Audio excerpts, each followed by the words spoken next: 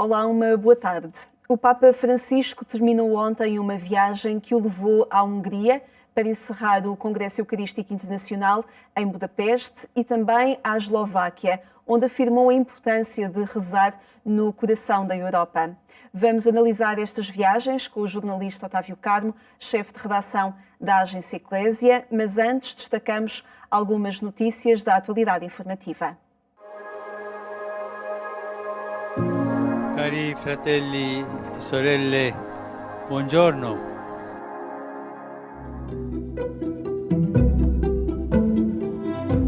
Dois meses depois de uma intervenção cirúrgica, o Papa voltou às viagens internacionais ao encontro das multidões que por ele esperavam em Budapeste e na Eslováquia. Uma viagem ao coração da Europa que começou com a missa no Congresso Eucarístico Internacional. Dedichiamo tempo all'adorazione. Un modo di pregare che si dimentica troppo. Dedichiamo tempo all'adorazione.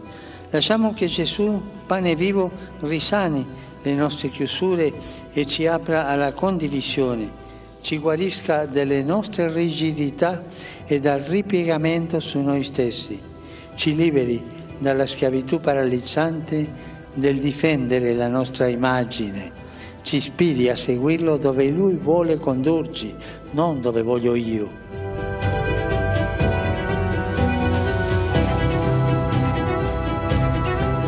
Ainda em Budapeste, com a crise dos refugiados como pano de fundo, o Papa pediu que as comunidades católicas estejam abertas a todos, inspiradas pela cruz de Cristo. Ma la croce piantata nel terreno, oltre a invitarci a radicarci bene, innalza ed estende le sue braccia verso tutti, esorta a mantenere salde le radici, ma senza arroccamenti, ad attingere alle sorgenti, aprendoci agli assetati del nostro tempo. Il mio augurio è che siate così, fondati e aperti, radicati e rispettosi.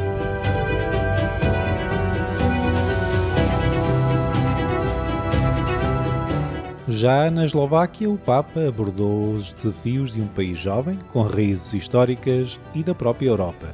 Viver a fé em liberdade, com liberdade, é o apelo aos povos que preservam a memória das perseguições totalitárias que marcaram o último século, mas que se estende também à vida de todos os católicos, pessoal e comunitariamente.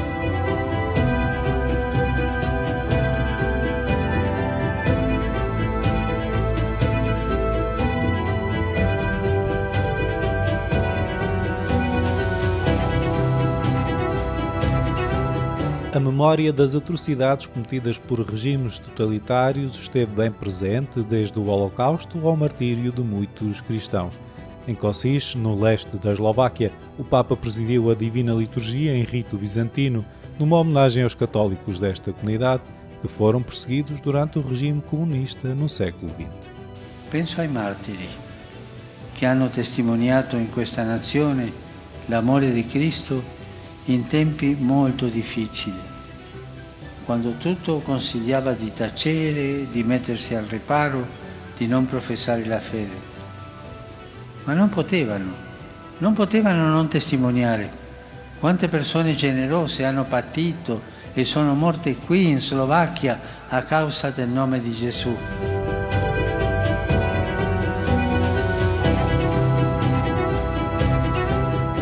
Francisco multiplicou gestos e palavras em defesa dos mais vulneráveis e marginalizados, dos sem-abrigo à comunidade cigana. O Papa foi ao encontro dos mais pobres entre os pobres para falar ao coração de todos.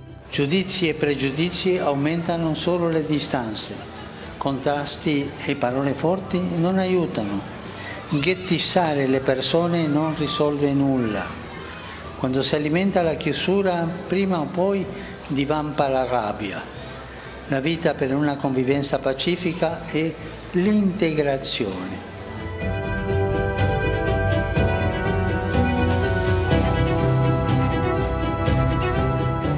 Uma mensagem que deixou também aos mais jovens, num dia de festa no leste da Eslováquia e com alertas contra as ilusões do consumismo.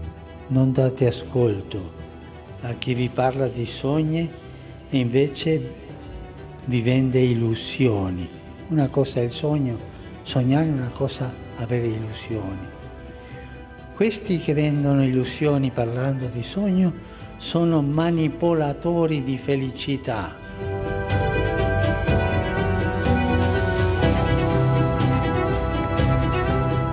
Foi no Santuário de Sastin, celebrando a festa nacional da padroeira da Eslováquia, Nossa Senhora das Dores, que o Papa disse adeus a este povo, pedindo que guardem sempre a sua fé, pela qual tanto lutaram, com atenção ao sofrimento do mundo.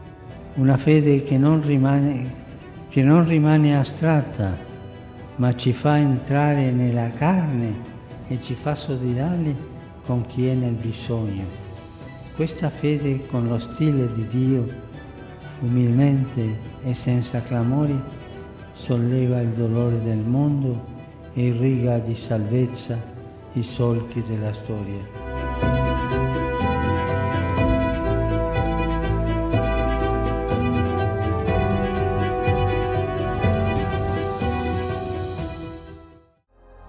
E non dimenticatevi di pregare per me. Arrivederci. Universidade Católica é a primeira instituição privada a ensinar medicina em Portugal. Inauguração aconteceu no segundo dia de aulas dos primeiros 50 alunos. No dia em que abria portas a Faculdade de Medicina da Universidade Católica Portuguesa, a reitora reconhecia que este foi um esforço que começou há 30 anos, que enfrentou as pressões corporativas, mas onde a qualidade do projeto se impôs. Os interesses corporativos não podem limitar o desenvolvimento do país. Sr. Primeiro-Ministro, agradeço o apoio que desde sempre deu a este projeto transformador. Com ele, fixamos talento no país, renovamos a formação médica e contribuímos para aumentar, de forma substancial, o investimento privado em conhecimento e, sobretudo, reforçando a capacidade formativa, queremos contribuir em colaboração com atores distintos da academia, às empresas e às entidades do SNS para fazer mais e melhor medicina. Conte connosco no projeto de Robustecer Portugal. Isabel Capeloa Gil lembrou que há mais de 50 anos que a Universidade Católica cria valor para o sistema científico nacional. Esta Faculdade de Medicina resulta de um investimento de 25 milhões de euros e parcerias com o Grupo Luz Saúde, Universidade de Maastricht, parceria científica com o Instituto Gulbenkian de Ciência, União das Misericórdias e a ARS de Lisboa e Val do Tejo. António Costa pede máxima exigência científica, mas que anula o poder corporativo que impede a mudança. Para o Primeiro-Ministro, há lições que se devem tirar deste processo. E a maior lição que eu creio que todos temos que retirar é que temos que ter a máxima exigência científica, mas anula a capacidade de bloqueio corporativo. É por isso um esforço que o país tem de prosseguir no seu conjunto. E é com muita satisfação que vejo que esta capacidade que a Universidade Católica teve de vencer a burocracia do Estado, os poderes fáticos corporativos, foi também a mesma que teve de associar a si outras instituições. No domínio da ciência, o Instituto Gulbenkian de Ciência. No domínio clínico, o Grupo Luz Saúde. E, certamente, esta é uma grande lição que todos devemos levar. António Costa voltou a reafirmar a intenção de alargar o ensino da medicina a Aveiro, Vila Real e Évora, onde se perspectiva a abertura de novos ciclos de formação, e o reforço no Algarve, Covilhã e Braga.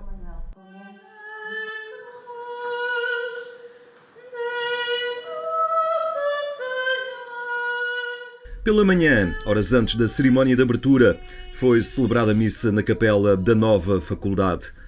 No dia litúrgico da exaltação da Santa Cruz, o Patriarca de Lisboa lembrou que houve muito de cruz neste processo que visava uma faculdade de medicina, mas lembrou que a cruz também é um sinal de vitória. Nós olhamos para a cruz do Senhor e continuamos como universidade a querer alargar os braços também do seu ensino e da aplicação dos seus saberes a toda a realidade humana para que a vitória da cruz também aconteça e a presença de Deus entre nós, como ali inteiramente se verificou e ressuscitadamente se garante, continua a ser também a nossa vida. Damos graças a Deus e à luz da cruz do Senhor, este é um dia excepcionalmente bonito. O dia da exaltação da Santa Cruz. Também se chama Faculdade de Medicina da Universidade Católica Portuguesa. Esta Faculdade de Medicina está equipada com o melhor que a tecnologia de ensino hoje oferece, dispõe de salas com diversos recursos onde alunos e investigadores podem interagir. O número de alunos por docente é outro ponto diferenciador no ensino da Católica. Tradicionalmente nós temos muitos alunos para menos docentes, aqui vamos ter um rácio muito baixo, isto é, mais ou menos o mesmo número de alunos que docentes, 2 a 3 alunos por docentes. Isto, claro que é muito importante nos anos pré-clínicos, mas ainda mais importante nos anos clínicos, onde os alunos vão estar inseridos nas equipas como parte integrante, a participar no dia-a-dia das equipas, a serem membros ativos e não meros observadores e passivos. E, por fim, vamos ter um método de ensino moderno.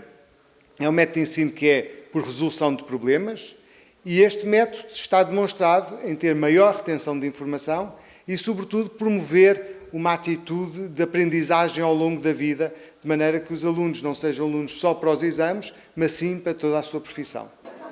Para já são 50 alunos, a quem não faltam entusiasmo e expectativas.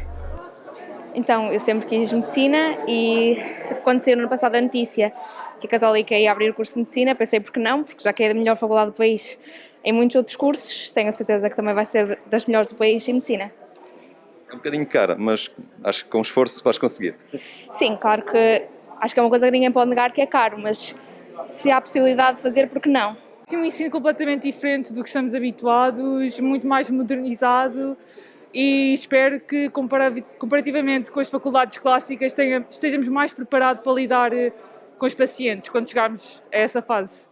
E já tem algumas preferências em termos de áreas médicas no futuro? Tenho, mas pronto, isso sabemos depois, mas definitivamente relacionado com cirurgia, cardiocirurgia, neurocirurgia, algo assim. Dia de festa na Universidade Católica com o Primeiro-Ministro a percorrer as salas e laboratórios da nova faculdade, que se assume como a primeira a lecionar medicina com métodos inovadores e tecnologicamente avançados.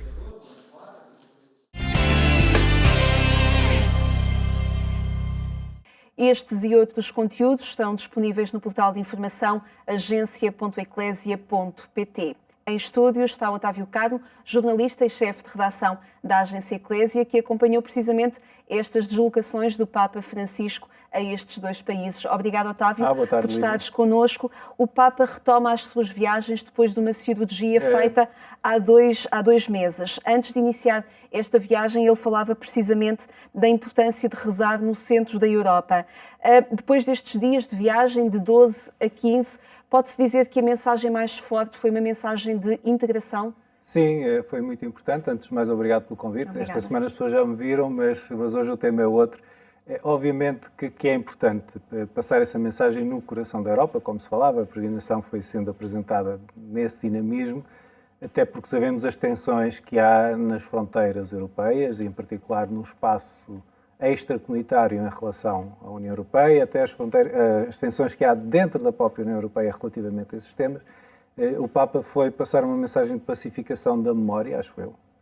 Estamos a falar de 2 países que viveram os dramas dos regimes totalitários no século XX, foi passar essa ideia de pacificação e foi também passar uma ideia de uma certa sacudidela da fé, ou seja, no momento em que ela é vivida de forma livre, numa sociedade aberta, multicultural, com vários protagonismos, com vários dinamismos concorrenciais ao que é a fé católica, pedir que as comunidades cristãs se afirmem enquanto tal e que passem uma mensagem de diálogo, de encontro, de solidariedade, mas que se afirmem enquanto tal. Sem dúvida. Uma sacudidela na fé, como dizes, mas numa mensagem também muito clara para o interior da Igreja, porque no encontro que ele teve com os bispos, ele pede que a Igreja construa novas pontes de diálogo e que os bispos sejam testemunhas da fraternidade. Ou seja, é uma fé muito enraizada também na realidade. Sim, isso faz parte. Uma das coisas que eu de vez em quando digo cá, quando quando sou convidado, é que uma das palavras-chave do pontificado é a concretude. É uma coisa que talvez funcione melhor em espanhol, que é a língua materna do Papa Francisco, por acaso também é a minha, mas o Papa não funciona na base da abstração. O Papa Francisco é uma pessoa que parte efetivamente daquilo que estavas a dizer, do concreto, da realidade, do que encontra, e é a partir daí que afirma os valores, que afirma as práticas que definem o cristianismo contemporâneo. Isso é um bocadinho mais difícil de fazer do que propriamente apresentar uma receita rápida que toda a gente tem de seguir. Aliás, isso foi uma das coisas que ele também disse nesse tal encontro. Muita gente não se sente atraída pelo catolicismo hoje em dia porque há quem o apresente como um grupo em que toda a gente tem de pensar da mesma forma e obedecer cegamente. Essa é uma frase forte porque é dita por um Papa. E é dita por um Papa mostrando que não tem de ser assim. Pareceu muito, muito interessante. E, obviamente, que dentro destas dinâmicas que nós temos dos países do leste, que têm uma identidade muito própria e que se estão a tentar adaptar a um mundo novo, percebo também muito pertinente que o Papa tenha ido com essa mensagem a esses países. É essa concretude que falas que faz com que o discurso do Papa acabe por ter de ser inevitavelmente também político, porque humano? Sim, e sobretudo fugindo de um bocadinho até da nossa lógica jornalística de leitura de recados.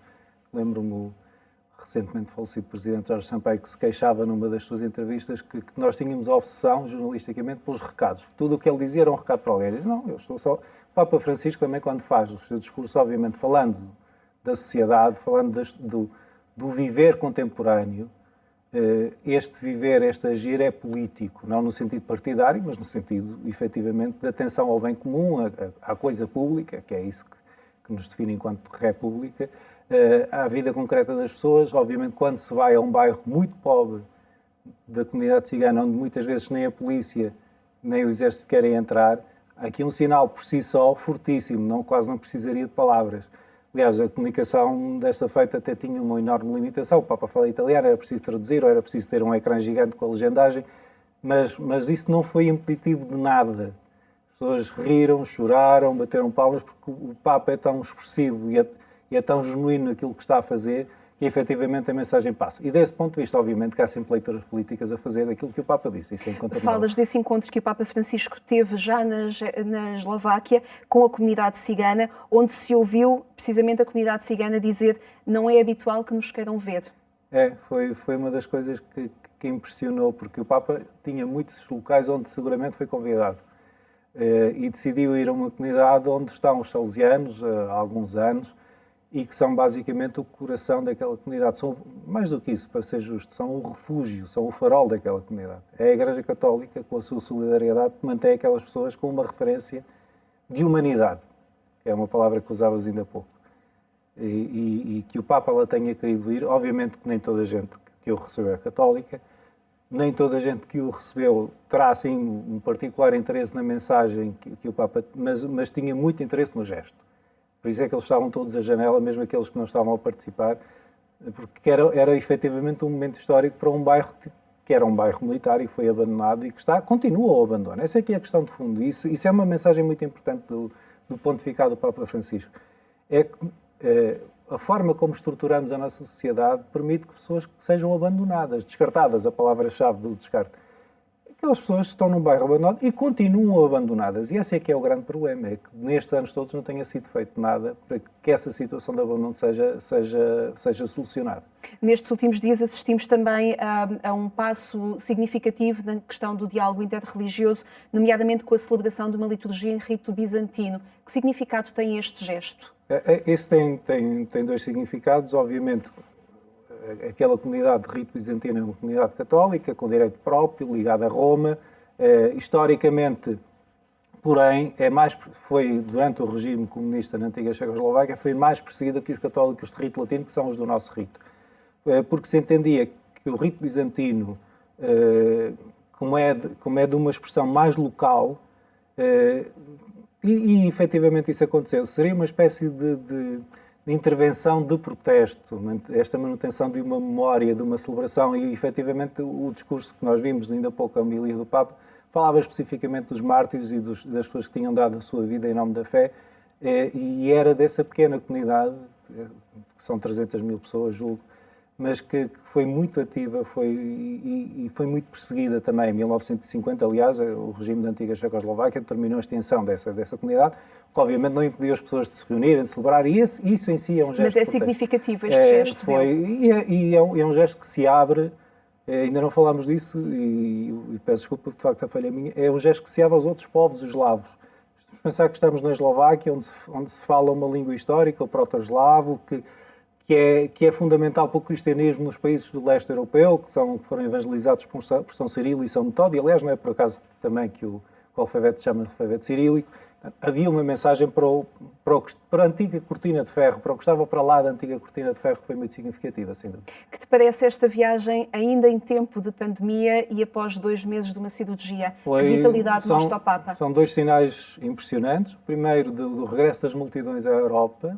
Nós tínhamos visto isto no Iraque em março, mas aqui no coração da Europa houve missas ao ar livre, fico claro, com o devido distanciamento e também com a necessidade do uso de máscara ainda, em alguns casos, com 60 mil, com 100 mil pessoas. Houve autênticos banhos de multidão ao Papa, era algo que eu acredito que ele sinta falta.